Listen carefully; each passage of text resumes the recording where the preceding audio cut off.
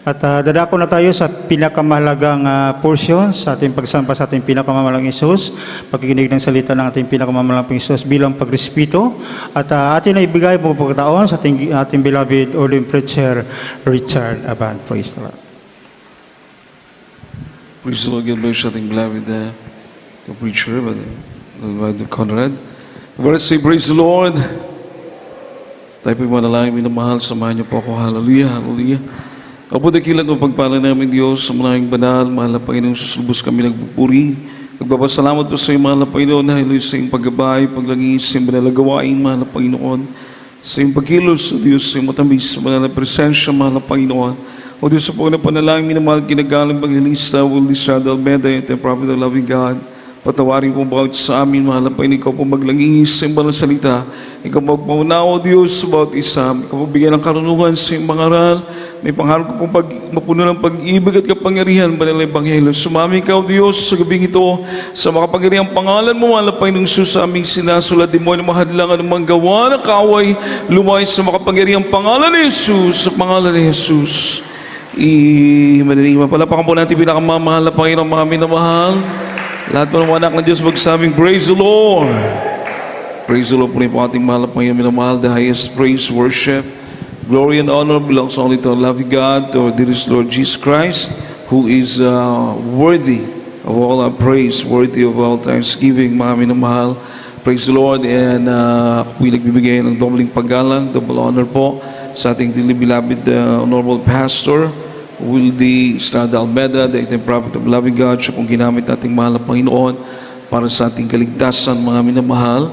Praise the Lord. At gaya din po pag-alaala sa mga turo, aral na iniwan po sa atin ating daily beloved normal assistant pastor, Lina C. Almeda. Also give double honor sa ating beloved normal assistant pastor. At sa kanilang buong sambahayan, mahal po nilang mga anak, mga manugang, mga apo, mga minamahal. I give double honor sa buong Almeda family, sa kanila pong mga minamahal na mga anak, minamahal at mga pamilya. Praise the Lord. Puri ating mahal na Panginoon, minamahal at magandang gabi sa lahat ng ating mga beloved ordained preachers, beloved preachers, sa lahat ng ating mga beloved co-workers, sa lahat ng mga beloved choir, sa mga musician, at sa inyo pong lahat, minamahal kong mga kapatid, ganyan din po sa lahat ng mga nanonood sa webcast. Sa ating pong lahat, minamahal, magandang gabi sa pangalan ng ating pinakamamahal na Panginoon. Amen. Palapakan po natin ang pinakamamahal na Panginoon, mga minamahal. Lahat magsabi ng praise the Lord. Puri po ating dakilang Diyos, minamahal, at tayo po idadako sa pakinig ng salita ating mahal na Panginoon, minamahal. Akin lang po itong tinalakay, mga minamahal. Napakarami pong verse, mga minamahal, na magpapatunay na iisa lang ang Diyos. Dapat nating sambahin, dapat nating purihin sa Espiritu at katotohanan, iisa lang, walang iba kundi ang ating pinakamamahal na Panginoong Kristo, mga minamahal. Amen? Kung meron po kayo ng Wheel of Prophecy, mga minamahal, napakarami pong verse niyan, mga minamahal, no? Akin lang po itong tinalakay kasi, mga minamahal, makikita pa natin sa social media, mga minamahal, na nagtuturo sila, mga minamahal, na 2 persona ang Diyos, 3 persona ang Diyos, mga minamahal. Meron naman nagtuturo na iisa lang ang Diyos, mga minamahal. Pagkatapos may anak, no? And then the end of his teachings, mga minamahal, biglang siya yung magiging anak. Siya yung magiging appointed son, mga minamahal. So, akin lang po itong tinalakay, mga minamahal, mga ilang mga talata, sapagkat ulitin ko po sa dami ng talata, sa mga dami ng verses, mga minamahal, baka kukulangin po ating oras, mga minamahal. Kaya kumuha lang po tayo ng ilang mga talata na magbibigay sa atin ng mga karagdagang pang minamahal o pag-unawa, mga minamahal, na iisa lang ang Diyos at siya lang ang dapat nating sambahin, mga minamahal. Palapakan po natin ang ating pinakamamahal na Panginoon. Everybody say, praise the Lord. Three manifestation in one God, minamahal. So, hindi po 3 person, mga minamahal, no? Wala pa tayong mababasa sa Bible na 3 person in one God. Pero kung iyong pag-aaral ang maigi, mga minamahal, lalo na yung doctrine ng oneness o one God in 3 manifestation, mga minamahal, hindi po tayo oneness, no? Mayroon kasi nagsasabing oneness, mga minamahal. We believe in three manifestation in one God. O one God in three manifestation. So ito po yung teachings ng mga apostles, yung pong tinatawag na apostles doctrine, mga minamahal, no? Meron lang pong iisang Diyos, mga minamahal, at ang Biblia nagsasabi na yung fullness, yung kabuuan ng pagka-Diyos, the fullness of the Godhead, yung pinaka-deity ng Diyos, mga minamahal, nananahan sa ating pinakamamahal na Panginoong Kristo. Palapakan po natin ang ating pinakamamahal na Panginoon. Everybody say, praise the Lord. Kinatibukan sa pagka-Diyos, mga minamahal, kinatibukan, dili 1/3, dili 1/2, dili tunga, dili katulo lang kabahin. Kinatibukan sa pagka-Diyos, nagpuyo diha sa lawas gayon, diha sa atong Ginoong Kristo. So ang kinatibukan sa pagka-Diyos, nagpuyo sa atong Ginoong Kristo. Kung ang kabuuan ng pagka-Diyos nananahan sa ating mahal na Panginoong Hesus, ibig sabihin, walang ibang Diyos, kundi ang ating pinakamamahal na Panginoong Kristo lamang. Palakpakan po natin ang ating pinakamamahal na Panginoon. Colossians chapter 2 verse 9, mga minamahal, buksan po natin ating mga Biblia from the book of Colossians chapter 2 verse 9. Colossians chapter 2 verse 9. For in him dwelleth all the fullness of the Godhead bodily. Amen.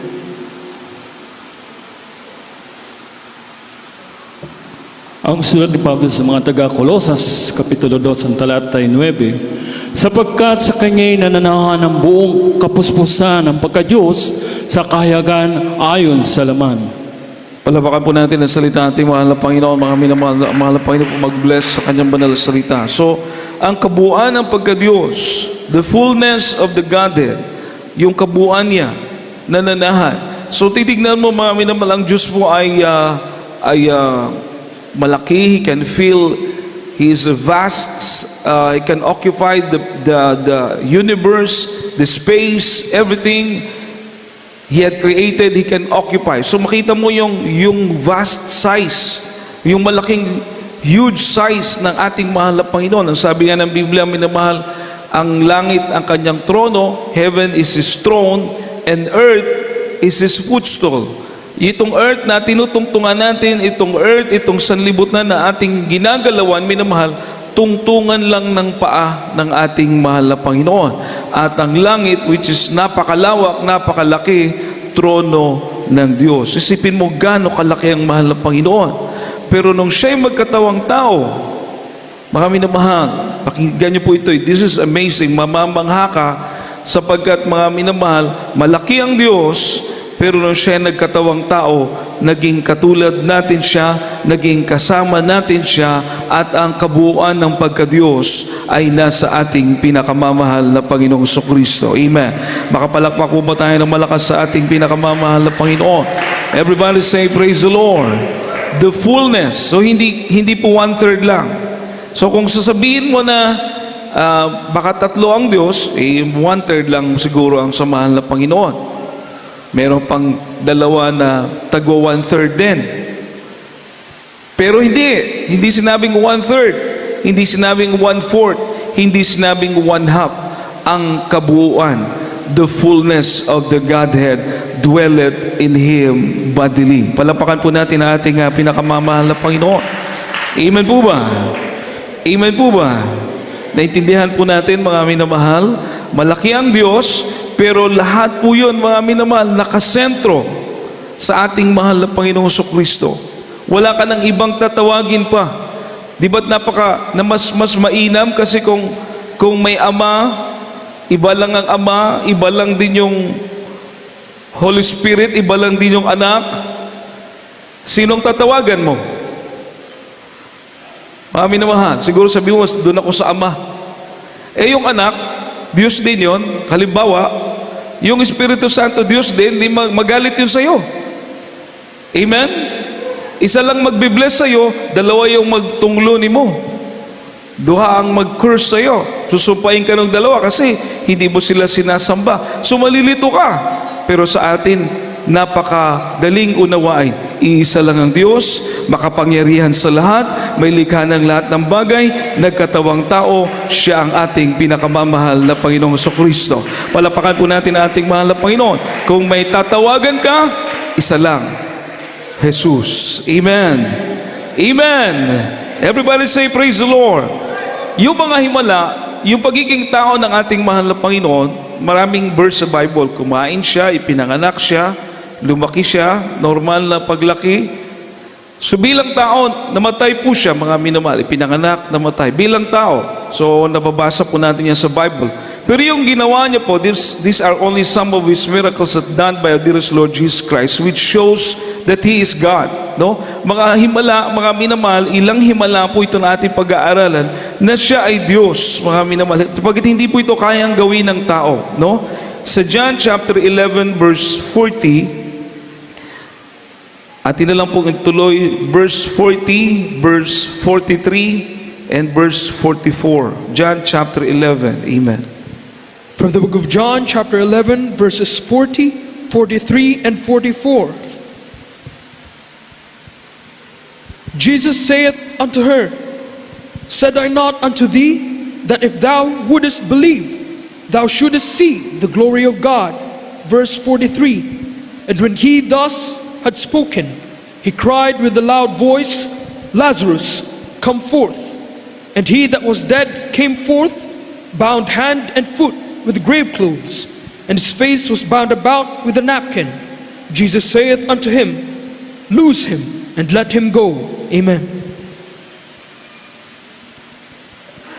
Ang Ebanghelyo ayon kay Juan, Kapitulo 11, ang talata ay 40, 43 at 44. Sinabi sa kanya ni Jesus, Di baga sinabi ko sa iyo na kung ikaw ay sasampalataya, ay makikita mo ang kalwitian ng Diyos.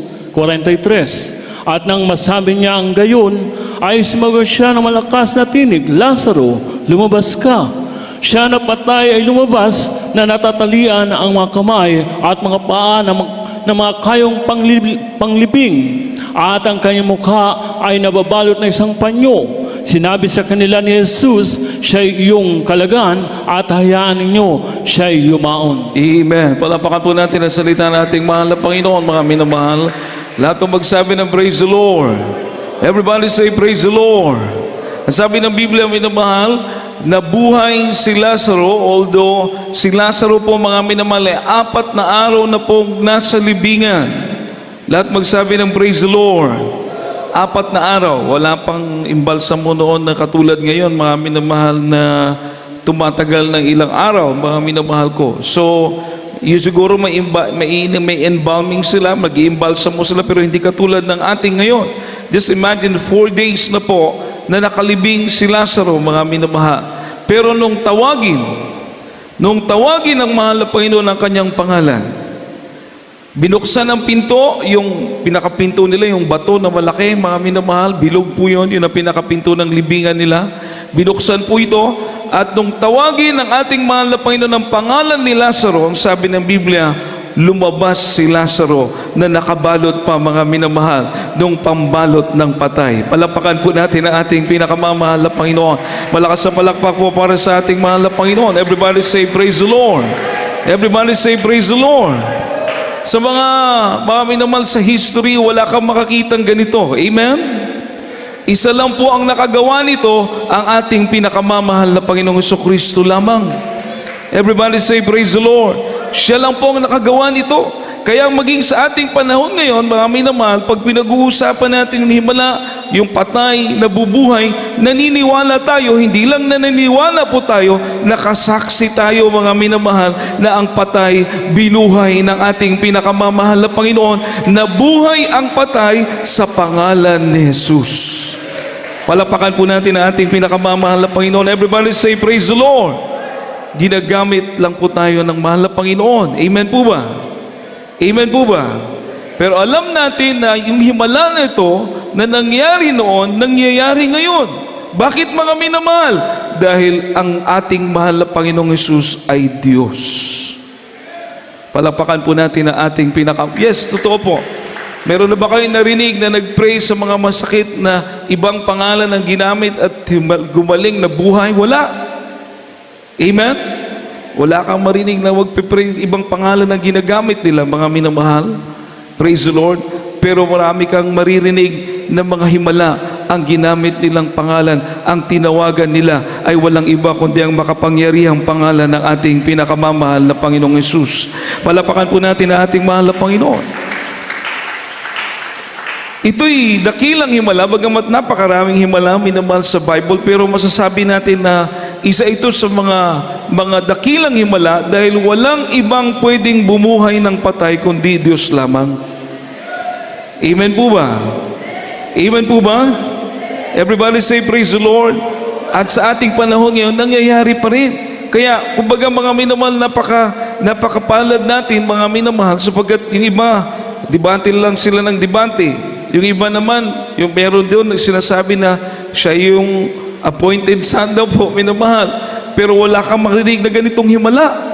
Wala kang makita, minamahal, sila yung sinasamahan ng kapangyarihan ng ating mahal na Panginoon. So, napaka-importante ng himala, napaka-importante ng revelation ng kapangyarihan ng Diyos sa banal na gawain. Bakit po? Hindi lang debate, hindi lang puro salita, kundi yung himala, pagbabago ng buhay, kagalingan ng karamdaman, mga kamangha-mangang gawa ng Diyos, pag-iingat. Bakit mga minamahal? Dahil ang kaharian ng Diyos ay hindi salita lamang, kundi kapangyarihan ang kaharian ng ating mahal na Panginoon. Palapakan po natin ang ating mahal na Panginoon. Everybody say praise the Lord.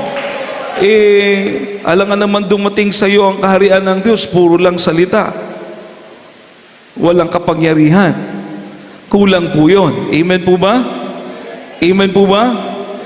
Pero pag dumating naman ang kapangyarihan, kasama ang salita na may kapangyarihan, makikita mo mga minamahal na yung mga himala hindi gawa ng tao, kundi gawa ng ating pinakamamahal na Panginoon. Amen. Mapalapakan po ba natin ng malakas ang ating mahal na Panginoon, mga minamahal? Everybody say praise the Lord.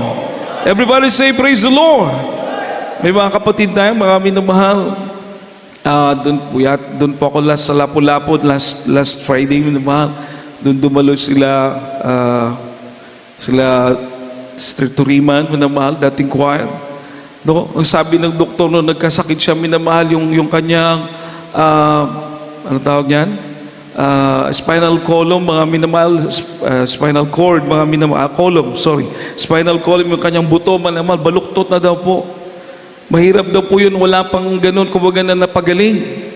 So parang magiging forever na daw po, kaya inahirapan po siya, palagi na lang siya nakahiga, hindi na siya makatayo, tumagal, minamahal, hindi na rin siya makakanta sa choir. Pero nung sinabi niya mga minamahal, sabi niya sa mahal na Panginoon, kung paaawitin mo pa ako, pagalingin mo ako, aawit ako sa iyo. Siya po ay nag-uniform, mga minamahal, dumalo sa gawain, mga minamahal. Una naramdaman niya parang masakit pa, pero tiniis niya po, hindi siya makatayo ng matagal. Pero kapuri-puri ang ating mahal na Panginoon. Nung umawit siya ng time na yon, nakaawit siya ng diretso, na wala po yung sakit, mga minamahal. Parang pinahiran lang ng ating mahal na Panginoon. Palapakan po natin ang ating pinakamamahal na Panginoon. Everybody say, praise the Lord.